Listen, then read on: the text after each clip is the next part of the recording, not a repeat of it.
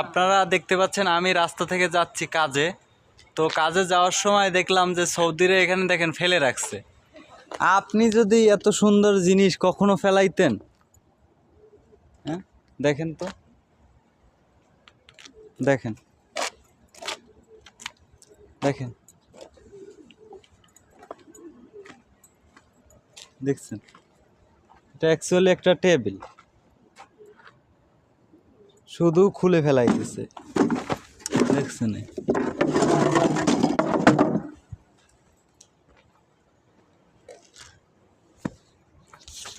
তো দেখাইলাম সরাসরি এখানে খুব নতুন নতুন জিনিসও বিক্রি করে না, ফেলাই দেয় মানুষ।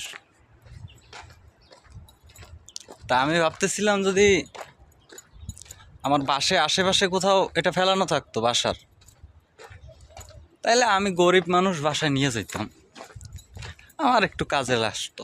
কিন্তু এখন আসছি কাজে, এখান থেকে নেওয়া সম্ভব না, তাই ফেলে রেখে চলে যাচ্ছি।